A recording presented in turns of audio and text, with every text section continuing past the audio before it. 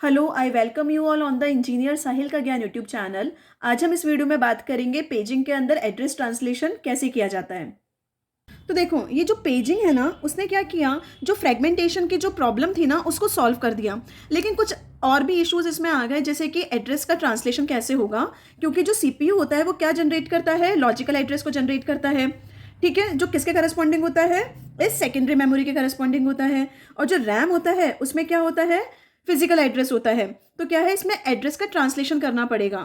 क्यों करना पड़ेगा? क्योंकि जो सेकेंडरी जो सीपीयू है,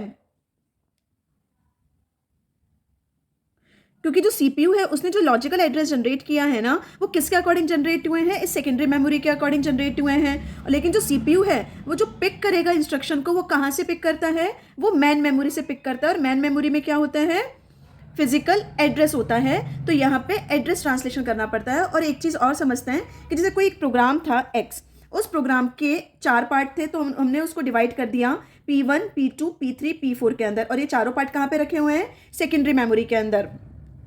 तो क्या होगा, ये जो सारे पेजेस है ना, एज इट इज कहाँ पे लोड होंगे, मेन मेमोरी के अंदर लोड होंगे, लेकिन नॉन कंटिजियस मैनर के अंदर लोड होंगे। जैसे कि यहाँ पे देखते हैं कि जैसे जो पेज P4 है वो कहाँ पे हो गया, यहाँ पे स्टोर हो गया, और ये स्पेस ऑक्यूपाई है। ऐसे पेज P2 मेमोरी में यहाँ पे स्टोर हो गया, पेज P3 और पेज P1। और देखो, ये जो पेजेस है ना, ये जो प्रोग्राम है ना एक्स, जिसको अपन ने क्या किया है, पेजेस के अंदर डिवाइड किया है। तो हर पेज के अंदर क्या है, कुछ नंबर ऑफ इंस्ट्रक्शन है। For example, her page contain कर रहा है 4 इंस्ट्रक्शन को।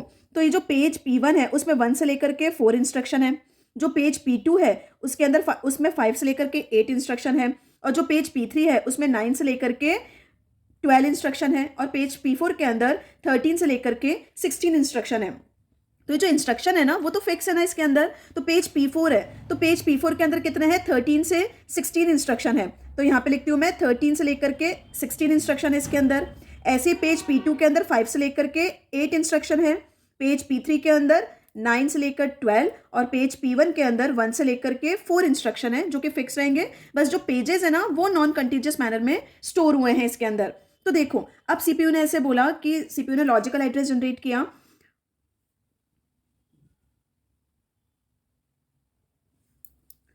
सीपीयू ने क्या किया, लॉजिकल एड्रेस जनरेट किया, और किसके अकॉर्डिंग, सेकेंडरी मेमोरी के अकॉर्डिंग। लेकिन सीपीयू कहाँ से एक्सेस करेगा, मेन मेमोरी के अकॉर्डिंग। तो यहाँ पे एड्रेस ट्रांसलेशन करना पड़ेगा। और एड्रेस ट्रांसलेशन के लिए हम यूज में लेते हैं पेज टेबल। तो देखो, ये नॉन कंटिजियस मैनर में स्टोर हुआ ना यहाँ पे पेजेस, और यहाँ पे किस फॉर्म में स्टोर हुआ है, इन फ्रेम्स की फॉर्म में स्टोर हुआ है। यहाँ पर सेकेंडरी मेमोरी में बोला गया उनको पेजेस, और मेन मेमोरी में बोला गया उनको फ्रेम। तो ये नॉन कंटिजियस मैनर में स्टोर हुआ। तो नॉन कंटिजियस मैनर में एड्रेस ट्रांसलेशन के लिए हम यूज करते हैं पेज टेबल को। तो पेज टेबल क्या होती है, एक डेटा स्ट्रक्चर है, और ये कहाँ पे स्टोर होती है, मेन मेमोरी के अंदर स्टोर होती है। और ये पेज टेबल क्या बताती है कि कौन सा पेज नंबर, जैसे कि पेज नंबर P1 है, वो कौन से फ्रेम पे रखा हुआ है। यहाँ पे हमने देखा कि पेज P1 है ना, ये जो सेकेंडरी मेमोरी में था, वो कौन से फ्रेम में रखा हुआ है, फ्रेम F4 के अंदर। तो देखो, पेज P1 कहाँ पे रखा हुआ है, फ्रेम F4 में रखा हुआ है। पेज P2 कहाँ पे रखा हुआ है, फ्रेम F3 में रखा हुआ है। ठीक है, P2 कहाँ पे रखा है, F3 में। ऐसे पेज P3 कहाँ पे रखा है, फ्रेम F1 में। पेज P3 रखा हुआ है फ्रेम F1 में। और पेज P4 कहाँ पे रखा हुआ है, फ्रेम F2 के अंदर रखा हुआ है। तो पेज P4 कहाँ पे रखा हुआ है, फ्रेम F2 के अंदर यहाँ पे रखा हुआ है। तो पेज टेबल क्या बता रही है, कौन से पेज का जो, तो पेज टेबल क्या बता रही है कि कौन सा पेज ना कौन से फ्रेम पर रखा हुआ है। तो यहाँ पे सीपीयू ने जनरेट किया कि भाई उसको पेज ना P2 को एक्सेस करना है, पेज P2 को उसको एक्सेस करना है। और उस पेज P2 के अंदर कौन से नंबर के इंस्ट्रक्शन को एग्जीक्यूट करना है, उसको एग्जीक्यूट करना है। फॉर एग्जाम्पल 6, तो D क्या हो गया, 6 हो गया। तो यहाँ पे इसने देखा, एड्रेस ट्रांसलेशन के लिए क्या देखा कि पेज P2 कहाँ पे रखा हुआ है, पेज P2 रखा हुआ है फ्रेम F3 पे।